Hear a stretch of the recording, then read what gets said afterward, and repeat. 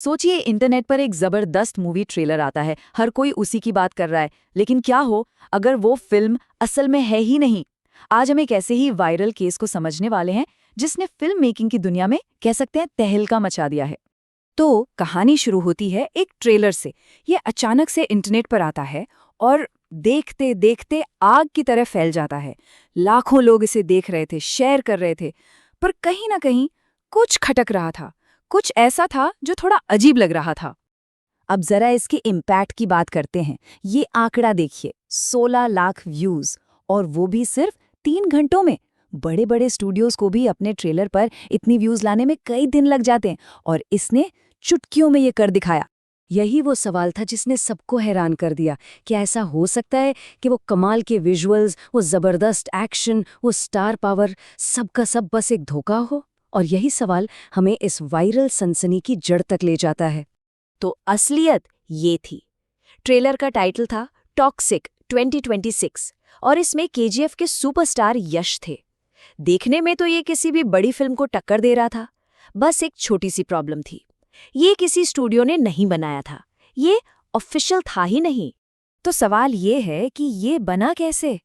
अगर थोड़ा ध्यान से देखा जाता तो सारे सुराग वहीं थे, सबके सामने। चलिए एक एक करके इस पहेली के टुकड़ों को जोड़ते हैं।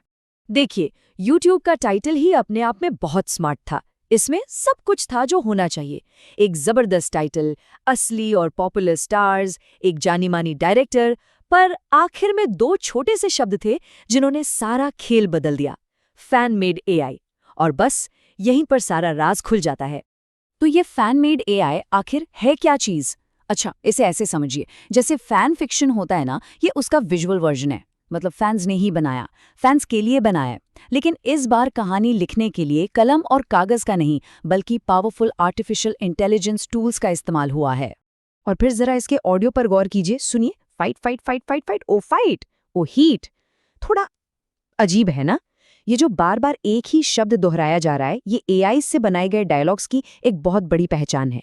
एआई अभी भी इंसानी बातचीत की बारीकियों को पूरी तरह से नहीं पकड़ पाया है। और यहीं से एक बहुत बड़ा सवाल खड़ा होता है कि कोई एक अकेला इंसान शायद अपने घर के कमरे में बैठकर ऐसा कुछ कैसे बना सकता है जो करोड़ों डॉलर की हॉलीवुड फिल्मों जैसा दिखे।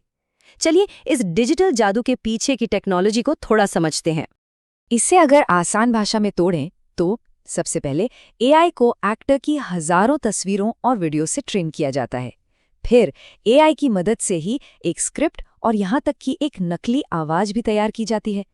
इसके बाद एआई को कमांड देकर मनचाहे सीन्स बनवाए जाते हैं, और आखिर में एक असली फिल्ममेकर की तरह इन सब क्लिप्स को जोड़ा जाता है, उसमें म्यूजिक और इफेक्ट्स डालकर फाइनल ट्रेलर तैयार होता है। ये सुनने में मुश्किल लगता है, पर अब ये किसी के लिए भी मुमकिन है। ठीक है, टेक्नोलॉजी तो समझ आ गई, लेकिन इससे एक सवाल का जवाब नहीं मिलता। हम लोग इस तरह के कंटेंट की तरफ इतने खिंचते क्यों हैं? आखिर इसमें ऐसा क्या है जो हमें क्लिक करने, देखने और फिर शेयर करने पर मजबूर कर देता है? असल में ये सब मन की इच्छा पूरी करने जैसा है। एक फैन को अपनी पसंदीदा फिल्म देखने के लिए अब किसी स्टूडियो के फैसले का सालों तक इंतजार करने की जरूरत नहीं है। वो इसे खुद बना सकते हैं। ये एक तरह से क्रिएटिविटी को बड़ी बड़ी कंपनियों के हाथ से निकालकर सीधे आम लोगों, क्रिएटर्स के हाथों में देने जैसा है। और ये किसी क्रांति से कम नहीं है। अब अच्छी कहानियां कहने की ताकत सिर्फ कुछ बड़े स्टूडियोज तक सीमित नहीं रही। ये ताकत अब बट रही है, और दुनिया भर में लोगों को अपनी कहानियां सुनाने के लिए नए और पावरफुल टूल्स मिल रहे हैं। लेकिन इस नई ताकत के साथ कई बड़े और गहरे सवाल भी उठते हैं। क्या होगा जब कोई भी किसी भी एक्टर का चेहरा इस्तेमाल कर सकेगा? फिर असली क्रिएटिविटी का मालिक कौन होगा? और ये सब फैंस और उनके फेवरेट स्टार्स के रिश्ते को हमेशा के लिए कैसे बदल देगा? तो देखिए, ये मामला काफी पेचीदा है। एक तरफ है फैंस, जिन्हें अब अपने सपनों के प्रोजेक्ट बनाने की आज़ादी मिल गई है, पर क्या इस आज़ादी में वो असली और नकली का फर्क ही मिटा रहे हैं? दूसरी तरफ एक्टर्स हैं, जिनकी पहचान, जिनकी शक्ल का कोई भी इस्तेमाल कर सकता है।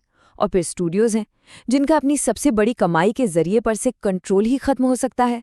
मतलब इस कहानी में कोई एक विलन नहीं है, और इसका कोई आसान सा जवाब भी नहीं है। तो आखिर में हम इस एक बहुत बड़े सवाल के साथ रह जाते हैं कि जब कोई भी अपने पसंदीदा सितारों को लेकर अपनी फिल्म डायरेक्ट कर सकता है, तो फिर ऑफिशियल होने का मतलब ही क्या रह जाएगा? एंटरटेनमेंट का भविष्य लिखा जा रहा है और इस बार इसे कोई भी लिख सकता है।